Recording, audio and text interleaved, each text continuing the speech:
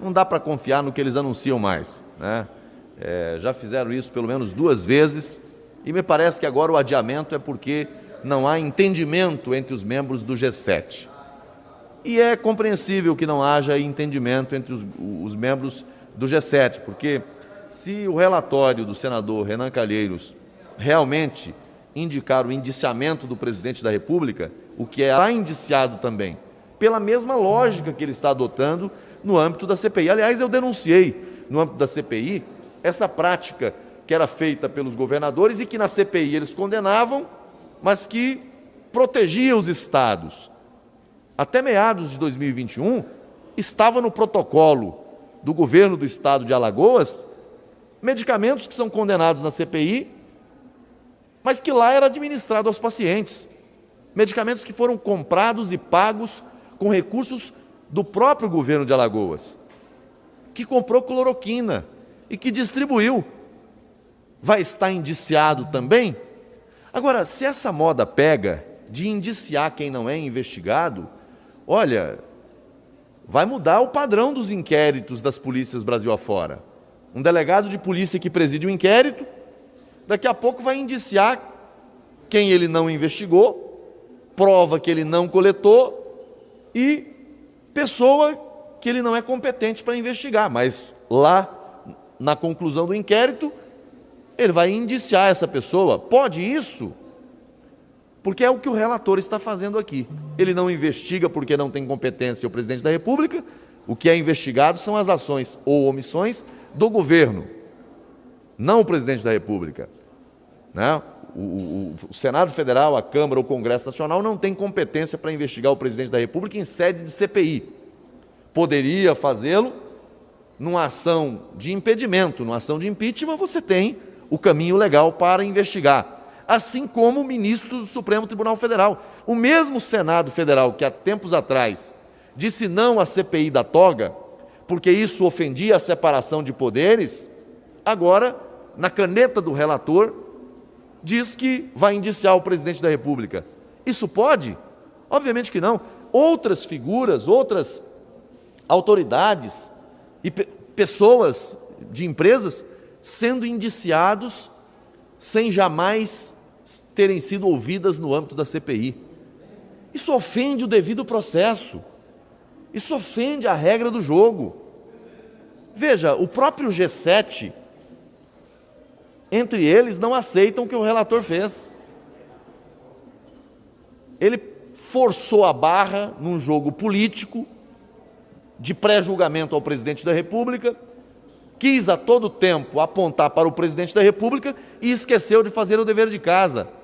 Aí eu pergunto, está indiciando porque alguém administrou, recomendou medicamento A ou medicamento B.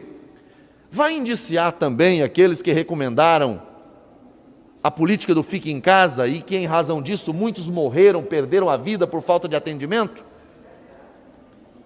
A CPI não é tribunal do Conselho Federal de Medicina. A CPI não é tribunal da Organização Mundial da Saúde para arbitrar quem está certo, quem está errado. É preciso ter respeito pela vida humana, é preciso ter respeito pelo ato médico, é preciso ter respeito e acatamento à autonomia do médico, o sigilo do ato médico, a independência para o exercício pleno da medicina.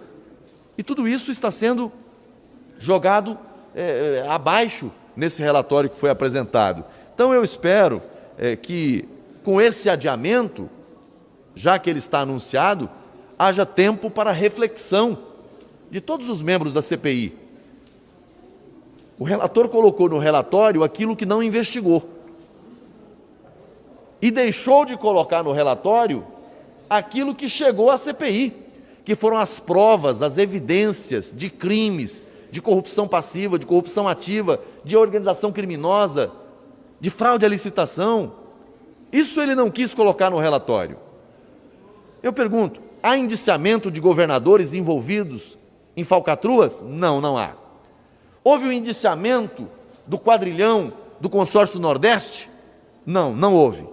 Mas tem delação, apontando que houve crime, apontando que houve combinação de resultados, apontando que houve, inclusive, a combinação de pagamento de vantagens.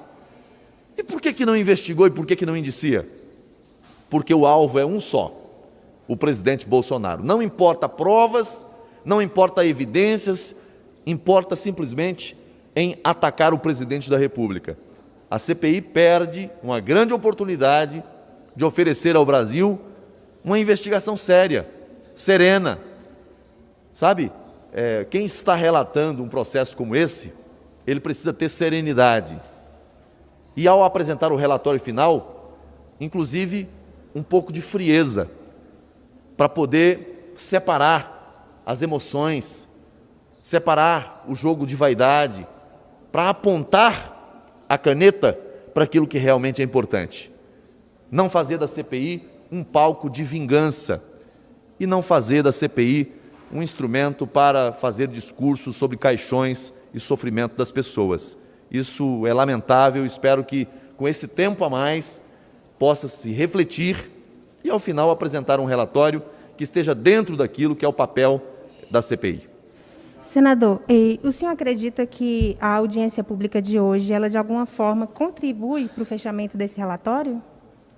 Veja, assim, a audiência pública de hoje é mais para ouvir, né, pessoas que foram, de certa forma, vítimas, né, da Covid-19. Né, são filhos, são pais, são familiares que perderam alguém. Né? Felizmente, outros conseguiram vencer a pandemia, mas muitos perderam a vida. Nós tivemos cerca de 600 mil, mais de 600 mil pessoas que perderam a vida. Algumas com comorbidades, com fragilidades na saúde, outras que tinham a saúde plena, mas que também acabou falecendo. É triste isso. Agora, os depoimentos de hoje traz para dentro da CPI, né, o sentimento daqueles que perderam, e todos nós perdemos.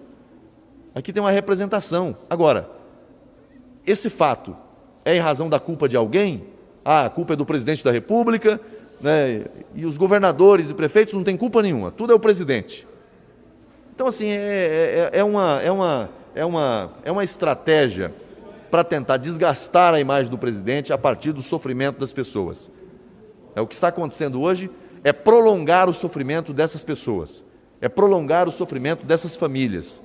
Não acho que seja adequado. O que a CPI deveria dar é respostas para os maus feitos, mostrar que investigou, que identificou corrupção, que foi atrás de quem cometeu e que está enquadrando quem cometeu esses crimes. Mas uma CPI que projetou o seu trabalho em proteger governantes e pessoas que se envolveram com falcatruas, não tem credibilidade e não tem o que oferecer à sociedade. Hoje, assim, eu estive na CPI, até me inscrevi, mas é um dia mais de ouvir, né, o sofrimento dessas pessoas e refletir sobre isso, mas, repito, é um ato que prolonga o sofrimento dessas pessoas, não encerra o sofrimento. Isso não vai trazer de volta nenhuma dessas pessoas, mas o que a CPI deveria fazer era uma investigação séria, profunda, olhando para os fatos, para as provas, para as evidências, e aí sim dar respostas para a sociedade, e não ficar fazendo aqui discursos sobre caixões e usando o sofrimento das pessoas para promover um ato político que não acredito que seja